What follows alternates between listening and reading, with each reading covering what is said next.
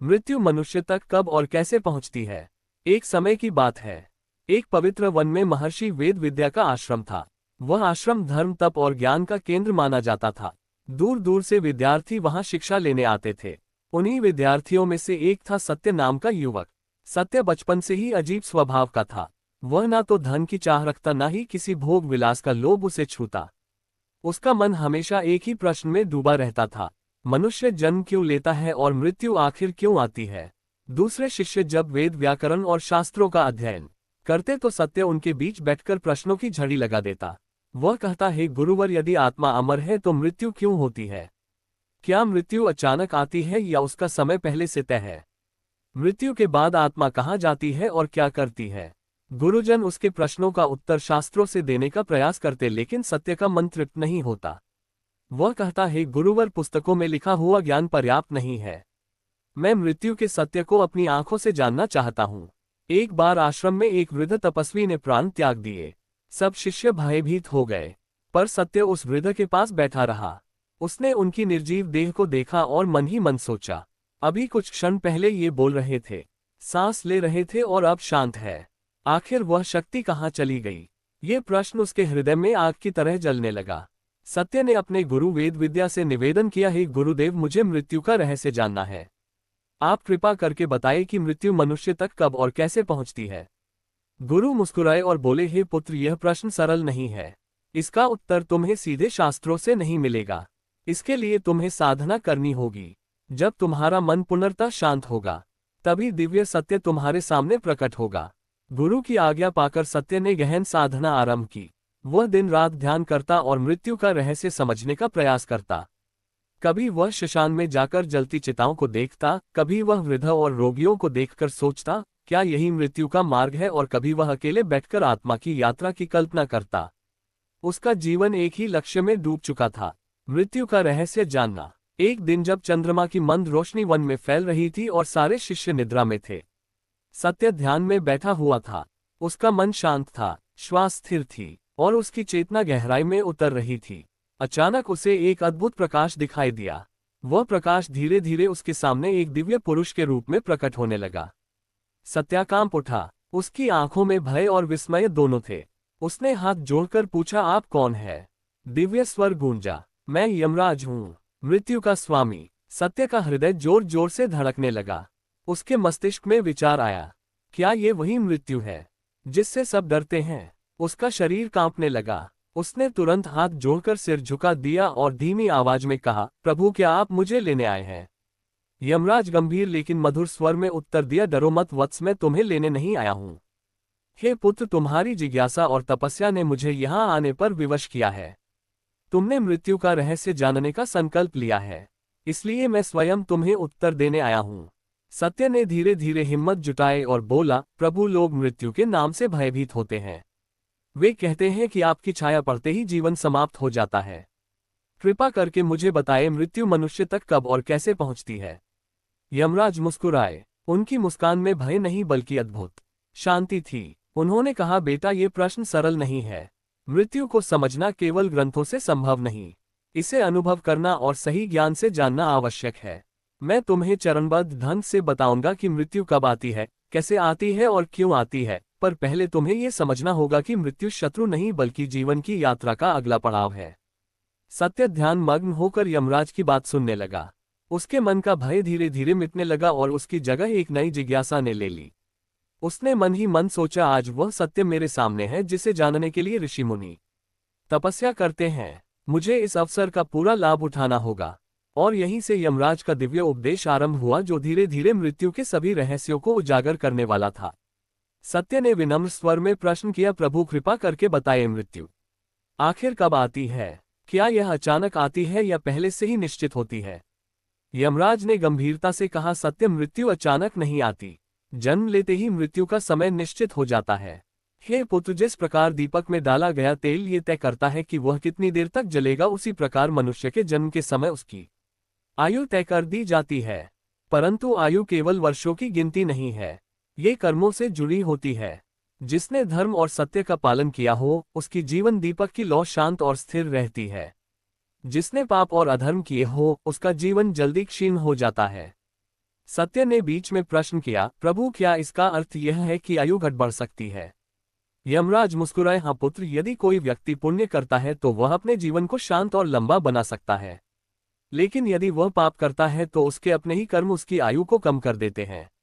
जैसे कोई बर्तन में रखा पानी धीरे धीरे भी खत्म हो सकता है और अचानक भी छलककर बर्बाद हो सकता है। यमराज ने आगे कहा, फिर भी एक सत्य अटल है पुत्र, मृत्यु को टाला नहीं जा सकता। कोई राजा हो या साधारण मनुष्य, अमीर हो या गरीब, जब उसका समय पूरा होता है तो मृत्यु उसके पास पहुंच ही जाती है। कोई सोने की गुफा में छिप जाए या पर्वत की चोटी पर भाग जाए, पर मृत्यु अपने समय पर पहुंच जाती है। यमराज ने सत्य को समझाते हुए कहा, देखो पुत्र, जैसे किसी किसान ने खेत में बीज बोया है। बीज अंकुरित होकर बढ़ेगा, फूल देगा और फिर फल देगा, लेकिन अंततः उसका चक्र पूरा होगा और वह पौधा सूख जाएगा।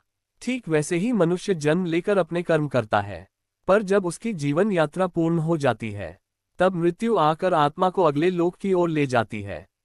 सत्य ये सुनकर गहरे विचार में डूब गया। उसके मन में पहला डर टूट चुका था। अब उसे लग रहा था कि मृत्यु कोई दुर्घटना नहीं बल्कि एक नियोजित सत्य है। उसने आदरपूर्वक कहा, प्रभु, अब मैं समझ गया कि मृत्यु आकस्मिक नहीं होती, ये तो उसी क्षण निश्चित हो जाती है जब हम जन्म लेते हैं।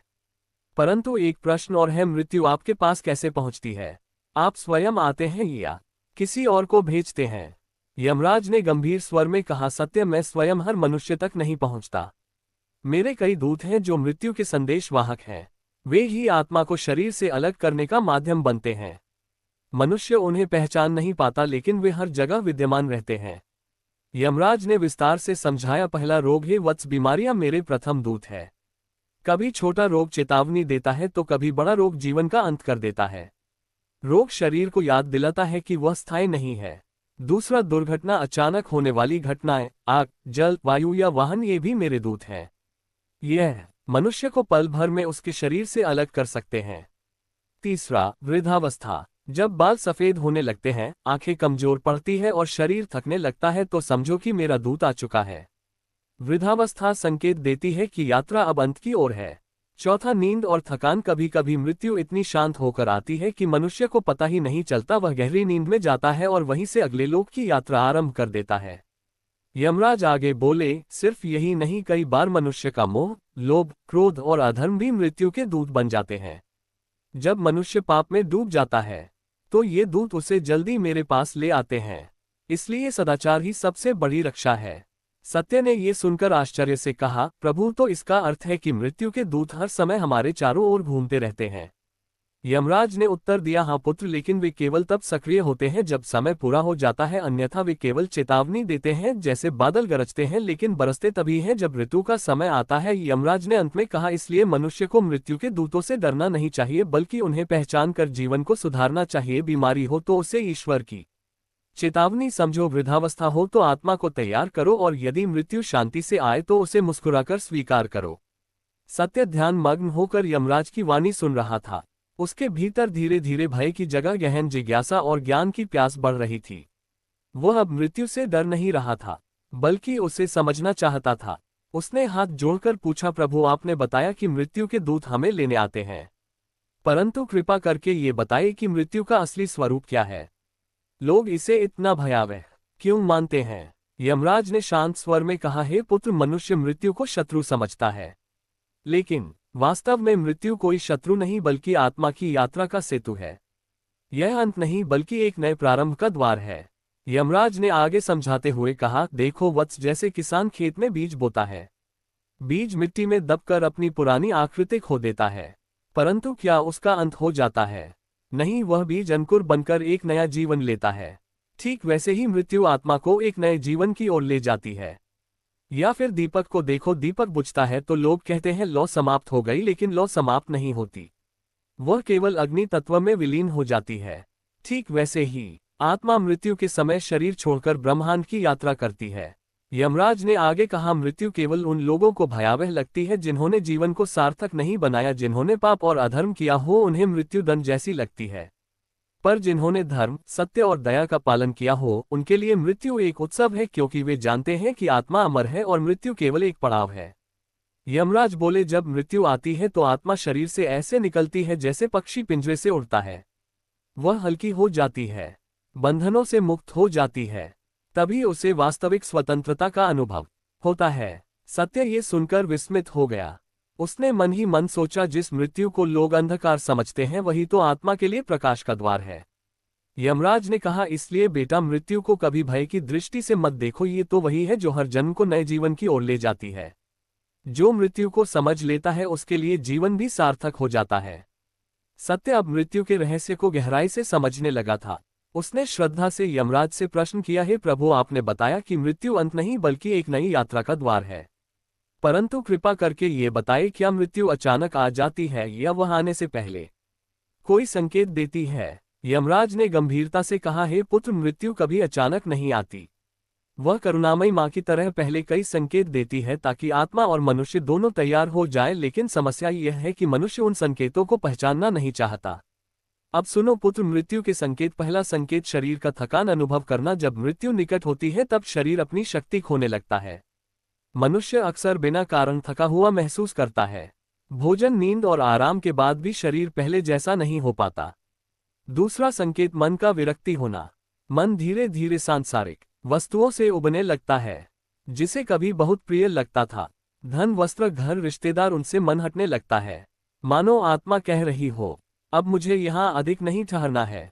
तीसरा संकेत आध्यात्मिक झुकाव। कई बार मृत्यु के पहले मनुष्य अचानक ईश्वर का स्मरण करने लगता है। उसे भजन कीर्तन अच्छे लगने लगते हैं। कुछ लोग मृत्यु से कुछ समय पहले तक साधना में डूब जाते हैं। यह आत्मा का स्वाभाविक झुकाव होता है। चौथा संकेत स्वप्न और संकेत। मृत्यु से पहले आत्मा स्वप्नों के माध्यम से संदेश देती है।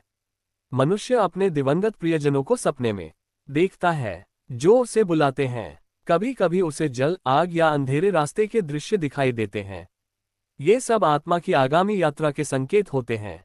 पांचवा संकेत अंतिम शांति। और सबसे बड़ा संकेत यह है कि मृत्यु से कुछ समय पहले आत्मा शांत हो जाती है। मनुष्य के चेहरे पर एक अनोखी शांति और चमक दिखाई देती है। वह जैसे भीतर से कहता है, अब मैं तैयार हूं। सत्य ने आश्चर्य से पूछा, प्रभु, क्या हर मनुष्य को ये संकेत मिलते हैं?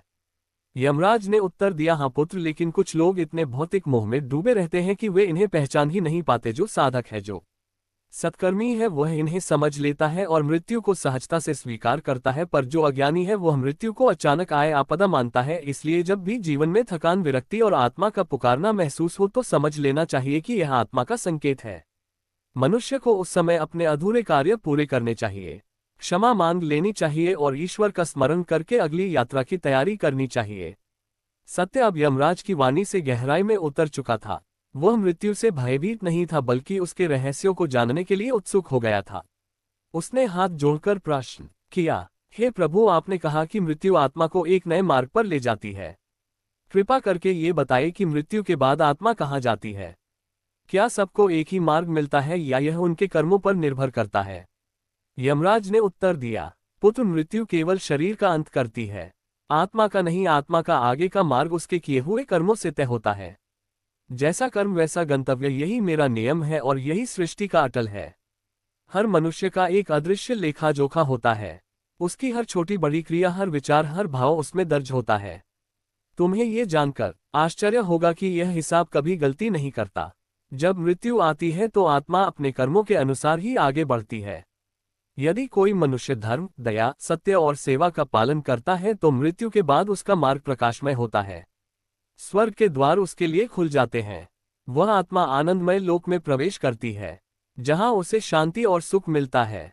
परंतु यदि कोई पाप करता है, किसी को कष्ट देता है, छल और हिंसा करता है, धर्म की अवहेलना करता है, तो उसके सामने अंधकारम में मार्ग खुलता है। वह आत्मा कठिन यंत्रणाओं से गुजरती है ताकि अपने पापों का प्रायश्चित कर सके। हे पुत्र, अधिकांश लोग ना पूरी तरह पुण्यात्मा होते हैं और ना ही पूरी तरह पापी। उनके कर्म मिले जुले होते हैं। ऐसी आत्माएं अगले जन्म में अपने अधूरे कर्मों का फल भोगने के लिए पुनर्जन्म लेती हैं। इसीलिए कहा गया है, कर्म ही पुनर्जन्म का बीज है। सत्य ने उत्सुक होकर पूछा, प्रभु, तो क्या इसका अर्थ यह है कि मृत्यु के बाद भी आत्मा अपने कर्मों से बंधी रहती है?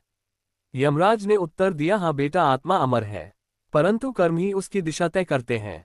कर्म से कोई बच नहीं सकता, यहाँ तक कि मैं भी किसी आत्मा को उसके कर्म से अलग नहीं कर सकता। मैं केवल न्याय करता हूँ और उसी मार्ग पर आत्मा को भेजता हूँ जो उसने स्वयं चुना है। सत्य अब मृत्यु के रहस्य को समझते समझते धीरे धीरे आत्मिक शांति पाने लगा था। परंतु उसके मन में एक और गहरी जिज्ञासा उठी। उसने हाथ जोड़कर यमराज से पूछा, प्रभु आपने बताया कि मृत्यु आत्मा को अगले मार्ग पर ले जाती है और यह कर्मों के अनुसार फल देती है। फिर भी मनुष्य मृत्यु के नाम से इतना डरता क्यों है? हर कोई उससे भागता है। उसका नाम सुनकर ही कांप उठता है। क्या मृत्यु सचमुच इतनी भयावह है? यमराज ने गहन दृष्टि से सत्य को देखा और बोले, पुत्र सत्य, मृत्यु से भय इसलिए लगता है क्योंकि मनुष्य सत्य को नहीं पहचानता। वह मृत्यु को शत्रु समझ लेता है, जबकि यह केवल एक परिवर्तन है। परंतु 3 मुख्य कारण हैं जिनसे मृत्यु भयावह लगती है। पहला, अज्ञान का कारण। मनुष्य अपने वास्तविक स्वरूप को भूल जाता है। वह यह मान लेता है कि वह केवल ये शरीर है। जब शरीर नष्ट होता है तो वह सोचता है मैं नष्ट हो जाऊंगा। यही अज्ञान मृत्यु को भयानक बना देता है। लेकिन जो जानता है कि आत्मा अमर है, उसे मृत्यु का भय नहीं सताता। दूसरा, मोह और आसक्ति का कारण। मनुष्य अपने परिवार, धन, घर और शरीर से गहरा मोह बांध लेता है। जब मृत्यु उन्हें छीनने आती है तो उसे लगता है कि सब खत्म हो रहा है। मोह का ये बंधन ही मृत्यु को दर्दनाक बना देता है। जिन्होंने आसक्ति छोड़ी है उनके लिए मृत्यु सहज होती है। तीसरा, पाप और अधर्म का कारण। जो मनुष्य पाप करता है उसके भीतर छिपा हुआ अपराध बोध ही मृत्यु के समय डर के रूप में प्रकट होता है। वह जानता है कि मृत्यु के बाद उसे अपने कर्मों का हिसाब देना होगा। इसीलिए पापियों को मृत्यु भयंकर लगती है, जबकि पुण्य आत्माओं को ये शांति का द्वार लगती है। यमराज ने आगे कहा, पुत्र, मृत्यु डरने की वजह नहीं है। ये तो ईश्वर का नियम है जिससे आत्मा आगे बढ़ती है। जो मृत्यु को समझ लेता है वह जीवन को भी सही ढंग से जीना सीख लेता है। वास्तव में मृत्यु का भय ही मनुष्य को धर्म की ओर ले जाता है। सत्य गहरी सोच में डूब गया। उसने कहा, प्रभु, अब मुझे समझ आ गया कि मृत्यु का भय वास्तव में अज्ञान और मोह का परिणाम है। यदि मनुष्य अपने जीवन को धर्म, सत्य और करुणा से भर ले तो मृत्यु उसके लिए शत्रु नहीं बल्कि मित्र बन जाएगी। यमराज ने शांत स्वर में कहा, सही कहा पुत्र, मृत्यु का भय तभी मिटता है जब मनुष्य जीवन को सही ढंग से जीना सीख लेता है। इसलिए जीवन भर सत्य, धर्म और करुणा का पालन करो ताकि जब मृत्यु आए तो वह भय नहीं बल्कि एक मधुर अनुभव बन जाए। सत्य अब मृत्यु के प्रति गहरी समझ पा चुका था। उसके हृदय से भय लगभग मिट चुका था, परंतु एक प्रश्न अभी भी उसे भीतर से विचलित कर रहा था। उसने यमराज से हाथ जोड़कर पूछा, प्रभु, कृपा करके ये बताइए कि जब मृत्यु आती है तब आत्मा की यात्रा कैसी होती है? क्या आत्मा तुरंत अगले लोक में चली जाती है या उसे कोई मार्ग तय करना पड़ता है? यमराज ने शांत स्वर में कहा, पुत्र, सत्य, आत्मा की यात्रा सबसे अद्भुत और रहस्यमय यात्रा है। जब मृत्यु आती है तब आत्मा शरीर से ऐसे निकलती है जैसे पक्षी पिंजरे से उड़ता है। शरीर नष्ट हो जाता है, लेकिन आत्मा अजर अमर रहती है और अपने कर्मों के अनुसार मार्ग पर निकल पड़ती है। मृत्यु के क्षण में आत्मा शरीर से धीरे धीरे अलग होती है। पहले पांवों की शक्ति जाती है, फिर हाथों की, फिर आंखों की और अंत में श्वास रुक जाती है। तभी आत्मा एक प्रकाश की तरह शरीर से बाहर निकल जाती है। मनुष्य के चेहरे पर मृत्यु के समय जो शांति या भय दिखाई देता है वही उसके कर्मों का प्रतिबिंब होता है। यमराज ने आगे कहा, पहला, सत्कर्मी आत्मा का मार्ग। जो धर्म, दया और सत्य का पालन करता है उसकी आत्मा मृत्यु के बाद प्रकाशमय मार्ग पर चलती है। मेरे दूत उसे सहजता से ले जाते हैं। वह आत्मा आनंद और मधुर संगीत का अनुभव करती है और स्वर्ग या उत्तम लोक में प्रवेश करती है। दूसरा, पापी आत्मा का मार्ग। जो पाप करता है उसकी आत्मा अंधकारम में मार्ग पर चलती है। उसे भय, पश्चाताप और दुख का अनुभव होता है। मेरे दूत उसे बांध कर ले जाते हैं क्योंकि वह स्वयं जाने को तैयार नहीं होती। ऐसी आत्मा को नरक या कठिन लोक में भेजा जाता है ताकि वह अपने कर्मों का फल भोग सके। तीसरा, मिश्रित आत्मा का मार्ग। अधिकांश आत्माओं का मार्ग न पूर्ण प्रकाश में होता है और न ही पूर्ण अंधकार में वे अगले जन्म में लौट आती है। उनके कर्म अधूरे रहते हैं, इसलिए उन्हें पुनर्जन्म लेकर अपने कार्य पूरे करने होते हैं। सत्य ने आगे पूछा, प्रभु, जब आत्मा शरीर छोड़ देती है तो क्या वह अकेली होती है? यमराज मुस्कुराए और बोले, नहीं बेटा, आत्मा कभी अकेली नहीं होती। मेरे दूत उसके साथ रहते हैं। वे उसे मार्ग दिखाते हैं और उसके कर्मों का हिसाब मेरे दरबार तक लाते हैं। फिर न्याय के अनुसार आत्मा को उचित लोक भेजा जाता है। मृत्यु के बाद आत्मा को एक अनोखी हल्कापन और स्वतंत्रता का अनुभव होता है। वह शरीर के बोझ से मुक्त हो जाती है। लेकिन जो आत्मा मोह और पाप से बंधी होती है वह भ्रम और पीड़ा महसूस करती है। इसलिए कहा गया है कि आत्मा वही अनुभव करती है जो उसने जीवन में बोया है। सत्य अब मृत्यु और आत्मा की यात्रा के गहरे रहस्य को समझ चुका था, परंतु उसके मन में एक और प्रश्न बार बार उठ रहा था। उसने यमराज से विनम्रता से पूछा, प्रभु, आपने कहा कि आत्मा अपने कर्मों के अनुसार मार्ग तय करती है, परंतु जब मृत्यु आती है तब आत्मा कमजोर हो जाती है। ऐसे समय में उसकी रक्षा कौन करता है? क्या उसके अच्छे कर्म सचमुच उसकी ढाल बन जाते हैं? यमराज ने गंभीर स्वर में कहा, हाँ, सत्य पुण्य ही आत्मा की सबसे बड़ी रक्षा है। जैसे तूफान में दीपक को कांच का आवरण बचाता है, वैसे ही मृत्यु की घड़ी में पुण्य आत्मा को भय और पीड़ा से बचाता है। पाप आत्मा को अकेला और असहाय बना देता है, पर पुण्य आत्मा को शक्ति, साहस और प्रकाश देता है। मृत्यु के क्षण में जो मनुष्य धर्म और पुण्य करता है, उसकी आत्मा के चारों ओर एक अदृश्य प्रकाश का कवच बन जाता है। उस पर ना भय हावी होता है, ना अंधकार। मेरे दूत भी जब ऐसी आत्मा को देखते हैं तो उसे सम्मान पूर्वक ले जाते हैं। पुण्य ही वह मित्र है जो मृत्यु के पार भी आत्मा का साथ नहीं छोड़ता। सत्य ने जिज्ञासा से पूछा, प्रभु, ये पुण्य कैसे बनता है? क्या केवल पूजा पाठ करना ही पुण्य है? यमराज मुस्कुराए और बोले, नहीं बेटा, केवल पूजा पाठ करना ही पुण्य नहीं है। पुण्य कई रूपों में होता है। किसी दुखी की सहायता करना, किसी जीव को अनावश्यक कष्ट ना देना, जरूरतमंद की मदद करना, बिना अहंकार के ईश्वर पर विश्वास रखना और धर्म के मार्ग पर चलना, ये सब मिलकर आत्मा के चारों ओर एक रक्षा कवच बना देते हैं। यमराज ने आगे कहा, मनुष्य से जीवन में गलतियां होती हैं, ये स्वाभाविक है, परंतु पुण्य का बल इतना महान है कि वह कई पापों को भी क्षमा करा देता है। जैसे सूर्य उदय होते ही अंधकार मिट जाता है, वैसे ही पुण्य की शक्ति आत्मा को मृत्यु के अंधकार से बाहर निकाल देती है। सत्य ने आगे पूछा, प्रभु, आपने बताया कि पुण्य आत्मा की रक्षा करता है। अब कृपया ये बताएं कि मृत्यु के बाद आत्मा का न्याय कैसे होता है? किस आधार पर यह तय होता है कि आत्मा स्वर्ग जाए, नरक जाए या पुनर्जन्म ले? यमराज ने गंभीर स्वर में कहा, मृत्यु के बाद आत्मा को मेरे दरबार में लाया जाता है। वहां कोई पक्षपात नहीं होता, ना रिश्वत चलती है और ना ही झूठ का कोई सहारा। वहां केवल और केवल सत्य और कर्म बोलते हैं। मेरे दरबार में चित्रगुप्त नामक दिव्य लेखाकार हैं। उनके पास हर आत्मा के जन्म से मृत्यु तक के सभी कर्मों का पूरा लेखा होता है। कौन सा कार्य धर्म था, कौन सा अधर्म, सब विस्तार से दर्ज रहता है। मनुष्य भले ही संसार को धोखा दे दे, पर अपने कर्मों से चित्रगुप्त की लेखनी को नहीं छुपा सकता। जब आत्मा मेरे सामने आती है तब उसके कर्मों का लेखा खोला जाता है। अच्छे और बुरे कर्म तुला पर रखे जाते हैं। यदि अच्छे कर्म भारी होते हैं तो आत्मा को शुभ लोक मिलते हैं, और यदि बुरे कर्म भारी हो तो आत्मा को दुखदायी लोक में भेजा जाता है। यदि दोनों का संतुलन होता है तो आत्मा को पुनर्जन्म देकर अवसर दिया जाता है कि वह अधूरे कर्म पूरे करे। सत्य ने आश्चर्य से पूछा, प्रभु, क्या इस न्याय में कोई दया या माफी भी होती है? यमराज ने उत्तर दिया, हाँ बेटा, दया भी होती है, पर वह पुण्य के कारण। यदि आत्मा ने जीवन में किसी से सच्चा पश्चाताप किया हो, दूसरों की सेवा की हो, तो उसके छोटे छोटे पाप भी क्षमा हो जाते हैं, परंतु जो पाप अहंकार और निर्दयता से किए गए हो, उन्हें भोगे बिना आत्मा मुक्त नहीं हो सकती। यमराज ने आगे समझाया, पहला स्वर्ग जहां आत्मा आनंद, प्रकाश और सुख पाती है, ये पुण्य आत्माओं का लोक है। दूसरा नरक, जहां आत्मा अपने पापों का दंड भोगती है। यहाँ कोई उसे कष्ट नहीं देता, बल्कि उसके अपने ही कर्म उसे पीड़ा पहुंचाते हैं। तीसरा पुनर्जन्म, यदि आत्मा के अच्छे बुरे कर्म बराबर हो तो उसे फिर मनुष्य जीवन मिलता है, ताकि वह अधूरे कार्य पूरे कर सके और आत्मा की यात्रा आगे बढ़ सके।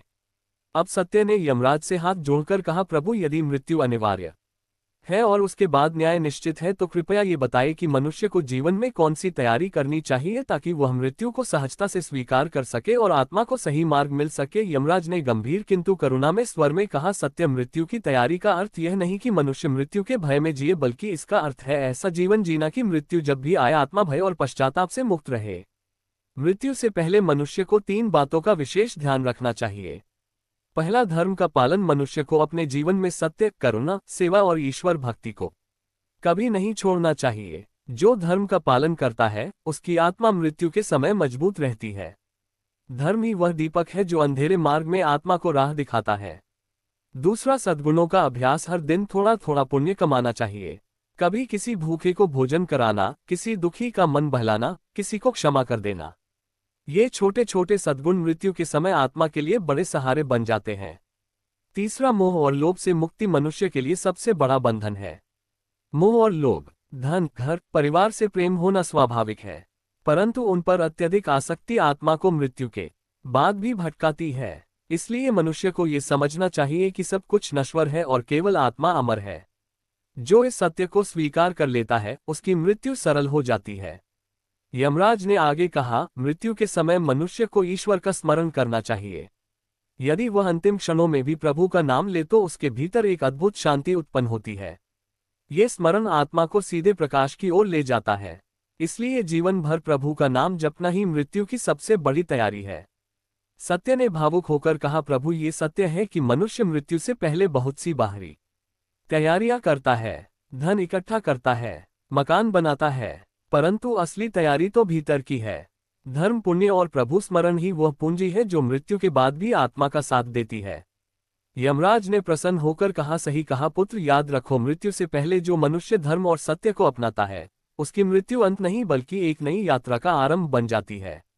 सत्य मृत्यु के रहस्यों को सुनते सुनते अब बहुत गहन ज्ञान प्राप्त कर चुका था, फिर भी उसकी आत्मा उत्सुक थी कि मृत्यु के बाद आत्मा कहाँ जाती है, उसे कौन से लोक मिलते हैं और वे लोग कैसे होते हैं। उसने यमराज से विनम्रता पूर्वक पूछा, हे प्रभु अब कृपया ये बताइए कि मृत्यु के बाद आत्मा किन किन लोकों में जाती है और वे लोग कैसे दिखाई देते हैं। यमराज ने गंभीर और मधुर स्वर में कहा, हे पुत्र, मृत्यु के बाद आत्मा अकेली नहीं भटकती, उसके कर्म ही उसका मार्ग तय करते हैं।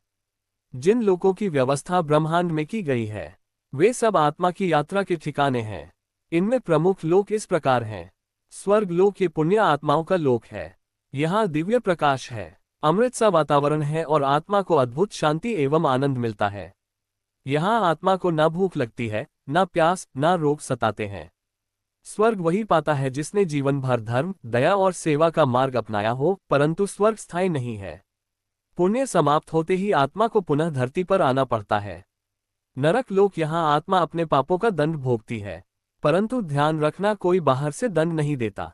आत्मा को वही दुख मिलता है जो उसने दूसरों को दिया था। यदि किसी ने भूखों को तड़पाया हो तो उसे यहाँ भूख सताती है। यदि किसी ने दूसरों को पीड़ा दी हो तो वही पीड़ा यहाँ लौटकर आत्मा को अनुभव करनी पड़ती है। नरक भी स्थायी नहीं है। जब आत्मा अपने पाप भोग लेती है तो उसे फिर नए जन्म का अवसर दिया जाता है। पितृक, यह उन आत्माओं का लोक है जिन्हें अभी पुनर्जन्म का अवसर नहीं मिला परंतु वे शांति में है। वे अपने वंशों की प्रार्थनाओं और श्राद्ध कर्मों से शक्ति प्राप्त करते हैं। यही कारण है कि पूर्वजों का स्मरण और तर्पण करना आवश्यक माना गया है। पितृक आत्माओं के लिए एक विश्राम स्थल है। प्रेत लोक, यह उन आत्माओं का लोक है जिनमें मोह और आसक्ति बहुत गहरी होती है, जो अचानक मृत्यु का शिकार हो जाते हैं या जिनका मन संसार में बुरी तरह अटका रहता है। वे प्रेत लोक में भटकते हैं। यह आत्माएं न पूरी तरह जीवितों में होती हैं, न पूरी तरह मुक्त। इन्हें मोक्ष दिलाने के लिए प्रार्थना, दान और मंत्रों की आवश्यकता होती है। ब्रह्मलोक ये सबसे उच्च लोक है। यहाँ केवल वे आत्माएं जाती हैं जिन्होंने मोक्ष प्राप्त किया हो या जिन्होंने ईश्वर में पूरी तरह एकाकार होने का मार्ग चुन लिया हो। यहाँ से आत्मा को फिर कभी जन्म मरण के चक्र में नहीं आना पड़ता। यह अंतिम मुक्ति का लोक है। सत्य ने कहा, प्रभु अब मैं समझ गया हूँ कि मृत्यु के बाद आत्मा का असली घर वही है जिसे उसने अपने कर्मों से बनाया है। मनुष्य धरती पर महल बनाए या कुटिया, मृत्यु के बाद तो उसे वही लोक मिलता है जो उसके कर्मों ने तैयार किया है। यमराज ने मुस्कुराते हुए कहा, सही कहा पुत्र, इसलिए समझदार वही है जो अपने कर्मों से ऐसा लोक बनाए जहां उसकी आत्मा को शांति मिले। लोक असंख्य हैं पर आत्मा का ठिकाना केवल उसके कर्म तय करते हैं। सत्य ने हाथ जोड़कर कहा, हे प्रभु, आपने स्वर्ग, नरक, पितृक और ब्रह्मलोक के रहस्य बताएं। अब कृपया ये बताएं कि आत्मा को अंतिम मुक्ति कैसे मिलती है। वह कौन सा मार्ग है जो उसे जन्म और मृत्यु के चक्र से हमेशा के लिए मुक्त कर देता है। यमराज ने गहरी गंभीरता और करुणा से कहा, हे पुत्र, आत्मा की मुक्ति मनुष्य जीवन का सर्वोच्च लक्ष्य है। मनुष्य चाहे कितनी भी बार जन्म ले, यदि वह आत्मज्ञान प्राप्त नहीं करता तो पुनर्जन्म के बंधन से नहीं बच सकता। मुक्ति तभी मिलती है जब आत्मा अपने असली स्वरूप को पहचान ले और ईश्वर में एकाकार हो जाए। हे पुत्र, मुक्ति का अर्थ है आत्मा का उस अनंत स्रोत से मिल जाना जिससे वह उत्पन्न हुई है। जैसे नदियां अंततः सागर में मिलकर अपनी अलग पहचान खो देती है, वैसे ही आत्मा जब परमात्मा से मिल जाती है तो उससे फिर लौटना नहीं पड़ता और यही मोक्ष है। यमराज ने आगे समझाया, ज्ञान मार्ग, जो व्यक्ति आत्मा और परमात्मा के सत्य को जान लेता है उसे मुक्ति मिलती है। वह समझ लेता है कि शरीर नश्वर है पर आत्मा अमर है। भक्ति मार्ग, जो व्यक्ति ईश्वर के प्रति प्रेम और समर्पण में डूब जाता है उसे भी मुक्ति मिलती है। भक्ति आत्मा को शुद्ध करती है और सीधे परमात्मा तक पहुंचा देती है। कर्म मार्ग जो अपने कर्मों को निष्काम भाव से करता है, अर्थात बिना फल की इच्छा के, वह भी मुक्ति का अधिकारी होता है। ऐसा व्यक्ति बंधन में नहीं बंधता। योग मार्ग ध्यान, साधना और आत्म संयम से मनुष्य अपनी आत्मा को इतना पवित्र बना लेता है कि वह परमात्मा से जुड़ जाता है। हे पुत्र, मुक्ति पाना कठिन नहीं है, पर इसके लिए जीवन में शुद्धता और सजगता चाहिए। मनुष्य को अपने भीतर क्रोध, लोभ, अहंकार और मोह को त्यागना होगा। सत्य, दया और क्षमा का मार्ग अपनाना होगा और सबसे महत्वपूर्ण हर क्षण ये स्मरण रखना होगा कि शरीर नश्वर है, आत्मा अमर है। सत्य की आंखों से आंसू बहने लगे। उसने भावुक होकर कहा, प्रभु, अब मैं समझ गया कि असली ध्येय न तो धन है, न वैभव, न स्वर्ग की कामना, बल्कि आत्मा की मुक्ति है। यदि आत्मा मुक्त हो जाए तो वही सच्चा आनंद है। अब मुझे मृत्यु का भय नहीं रहा, बल्कि मैं इसे अपनी आत्मा की यात्रा का एक पवित्र पड़ाव मानता हूँ। यमराज ने कहा, सही कहा वत्स, याद रखो, मृत्यु शत्रु नहीं है बल्कि मुक्ति का द्वार है, परंतु ये द्वार तभी खुलता है जब आत्मा जीवन भर सत्य, धर्म और प्रेम के मार्ग पर चली हो। जो मनुष्य अपने भीतर ईश्वर को पहचान लेता है, वह जन्म मरण के बंधन से मुक्त हो जाता है और वह अनंत आनंद को प्राप्त करता है। सत्य ने यमराज से अब तक मृत्यु की यात्रा, न्याय, लोक और मुक्ति के मार्ग के बारे में सुन लिया था। उसका मन अब अशांत और संतुष्ट हो चुका था। फिर भी उसकी आत्मा में एक अंतिम प्रश्न शेष था। उसने विनम्रता पूर्वक पूछा, प्रभु, आपने मुझे मृत्यु के अनेक रहस्य बताए, परंतु कृपया यह अंतिम रहस्य भी बताए। मृत्यु का असली स्वरूप क्या है? क्योंकि मनुष्य तो मृत्यु को अंधकार, भय और अंत मानता है। क्या वास्तव में मृत्यु वैसी ही है? यमराज ने गहन करुणा से मुस्कुराते हुए कहा, पुत्र, सत्य मृत्यु का स्वरूप मनुष्य की सोच पर निर्भर करता है। अज्ञानियों के लिए मृत्यु भय है, ज्ञानी के लिए मुक्ति है और भक्त के लिए ईश्वर से मिलन का उत्सव। मृत्यु ना तो शत्रु है ना दंड, ये तो केवल आत्मा को उसके अगले पड़ाव तक पहुंचाने वाला मार्ग है। जैसे कोई यात्री थका हुआ पड़ाव बदलता है, वैसे ही आत्मा पुराने शरीर को छोड़कर नया रूप धारण करती है।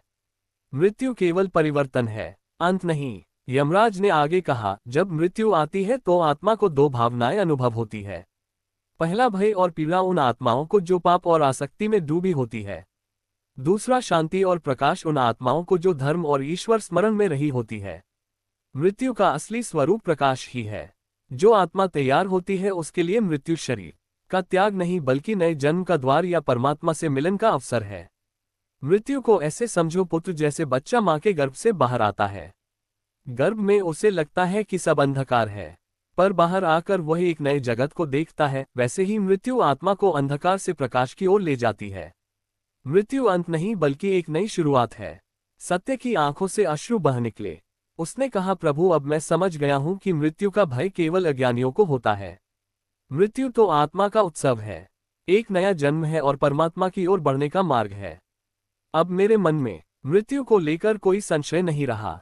यमराज ने आशीर्वाद देते हुए कहा, पुत्र, मृत्यु का असली स्वरूप जानने के बाद अब तुम निडर हो गए हो। याद रखो, जब तक जीवन है धर्म और सत्य का पालन करो, और जब मृत्यु आए तो उसे भय नहीं स्वागत समझकर गले लगाओ, क्योंकि मृत्यु ही आत्मा की सबसे सच्ची सह्याद्री है। सत्य ने गहरी श्रद्धा से यमराज को प्रणाम किया। उसके हृदय में अब पूर्ण शांति और प्रकाश भर गया था। उसने सोचा, अब मैं जान चुका हूं कि मृत्यु अंत नहीं बल्कि आत्मा की अगली यात्रा का आरंभ है। मृत्यु ही वह द्वार है जो मुझे परम सत्य तक ले जाएगी। यमराज ने उसे आशीर्वाद दिया और अंतर्धान हो गए। सत्य ने गहरी श्वास लेकर आकाश की ओर देखा। उसकी आंखों में अब भय नहीं, केवल शांति और आनंद था। प्रिय श्रोताओं, कहानी कैसी लगी? कमेंट बॉक्स में कमेंट करके जरूर बताएं। वीडियो को लाइक, शेयर करें और साथ ही हमारे चैनल को सब्सक्राइब करें। आप सभी का धन्यवाद।